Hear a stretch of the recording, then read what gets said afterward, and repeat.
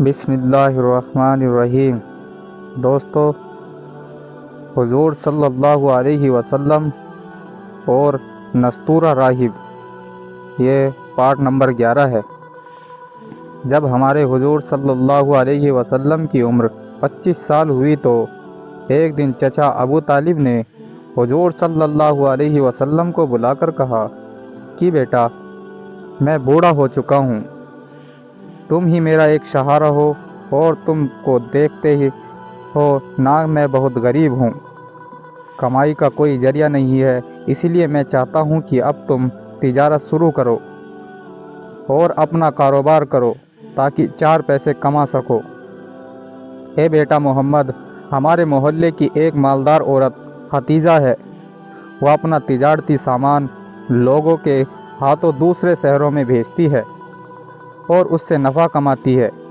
میں چاہتا ہوں کہ اس بار تم ان کا سامان لے کر شام ملک جاؤ اور تجارت کرو۔ مجھے پورا یقین ہے کہ اگر تم ختیجہ سے جا کر کہو گے کہ میں تمہارا مال تجارت کے لیے شام ملک لے جانا چاہتا ہوں تو وہ کبھی تم سے منع نہیں کریں گی، کیونکہ انہیں تمہاری ایمانداری اور سمجھداری کے بارے میں بہت اچھی طرح سے معلوم ہے، اور وہ آج کل کسی ایسے ایماندار انسان کی تلاش میں ہے۔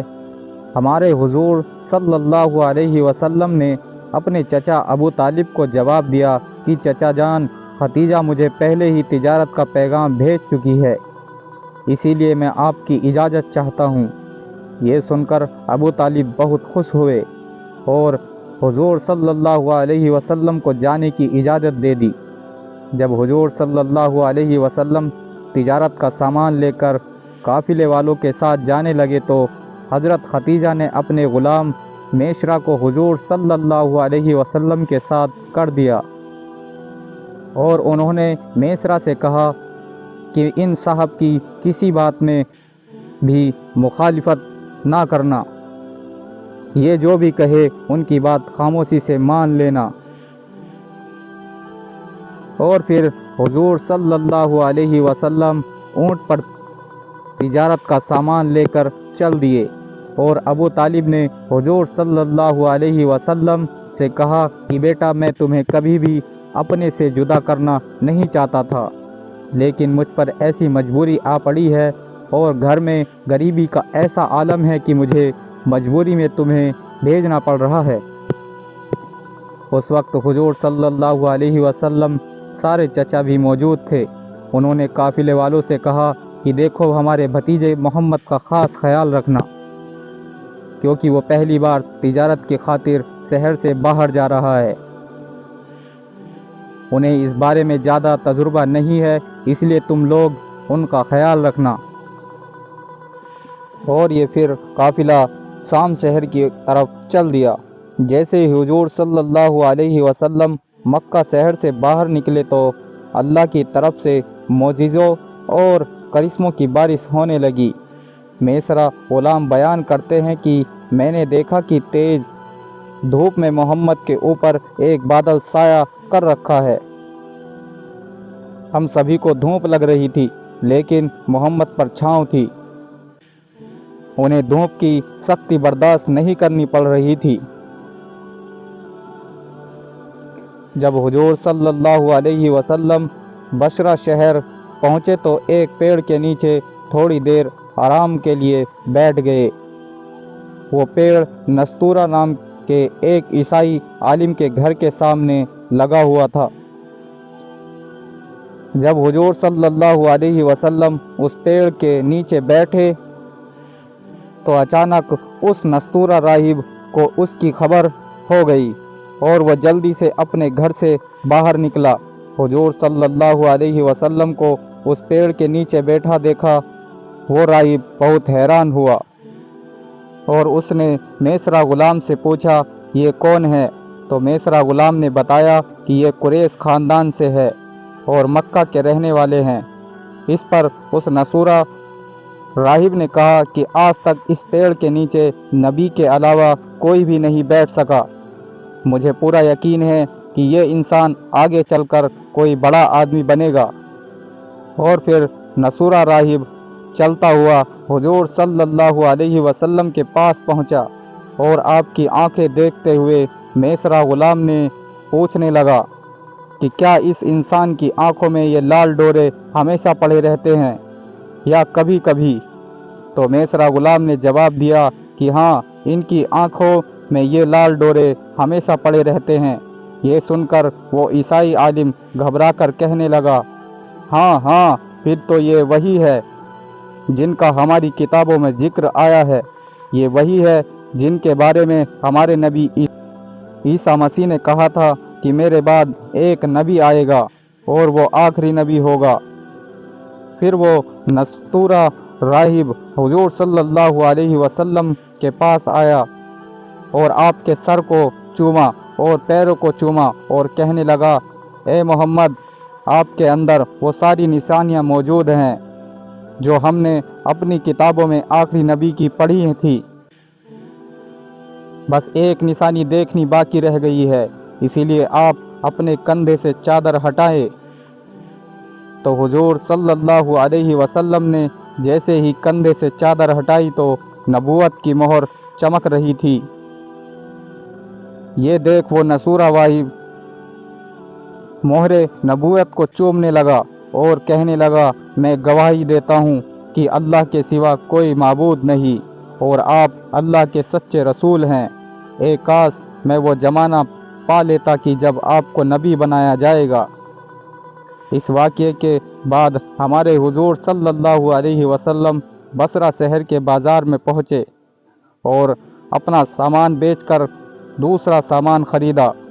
اس دوران ایک عیسائی آدمی حضور صلی اللہ علیہ وسلم سے بحث کرنے لگا اور کہنے لگا کہ اگر آپ سچے ہو تو لات و عزا بتوں کی قسم کھاؤ۔ تو حضور صلی اللہ علیہ وسلم نے فرمایا کہ میں ان بتوں کی قسم نہیں کھاتا، بلکہ میں اگر کبھی ان کے پاس سے گزرتا بھی ہوں تو اپنا چہرہ پھیر لیتا ہوں۔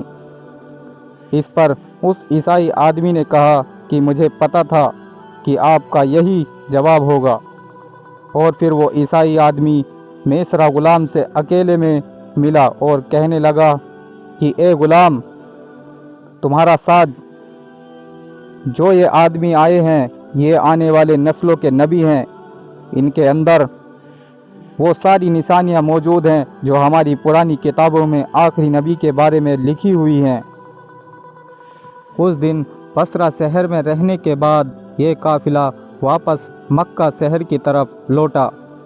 اس بار قافلے والوں کو اپنی تجارت میں بہت زیادہ نفع حاصل ہوا۔ راستے میں لوٹتے وقت ایک واقعہ اور پیش آیا کہ حضرت خدیجہ کے 2 اونٹ جو میسرا غلام لے کر چل رہے تھے، وہ دونوں بہت کمزور اور بیمار پڑ گئے، جس کی وجہ سے وہ چل نہیں پا رہے تھے۔ اسی لیے میسرا غلام قافلے سے پیچھے رہ گئے اور حضور صلی اللہ علیہ وسلم کا اونٹ قافلے سے سب سے آگے چل رہا تھا۔ جب میسرا غلام قافلے سے پیچھے ہونے لگے تو وہ اپنے بیمار اونٹ سے اترے اور دوڑتے ہوئے قافلے میں سب سے آگے حضور صلی اللہ علیہ وسلم کے پاس پہنچے اور حضور صلی اللہ علیہ وسلم کو ساری باتیں بتائی۔ تو حضور صلی اللہ علیہ وسلم میسرا غلام کے ساتھ ان 2 بیمار اونٹوں کے پاس پہنچے۔ حضور صلی اللہ علیہ وسلم نے ان اونٹوں کی گردنوں پر ہاتھ رکھ کر چپکے سے کچھ پڑھا تو اچانک ان دونوں اونٹوں میں عجیب سی طاقت آ گئی اور وہ بہت تیز چلنے لگے۔ یہ دیکھ قافلے والے بھی بہت حیران ہوئے۔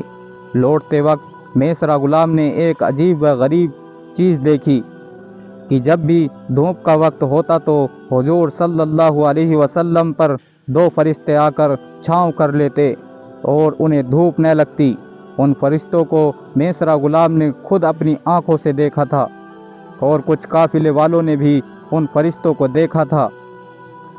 میسرا غلام نے آ کر حضور صلی اللہ علیہ وسلم سے کہا کہ اے محمد، میں پچھلے کئی سالوں سے خدیجہ کے لیے تجارت کر رہا ہوں، لیکن آج تک مجھے کبھی اتنا زیادہ نفع نہیں ہوا جتنا کہ اس بار ہوا ہے۔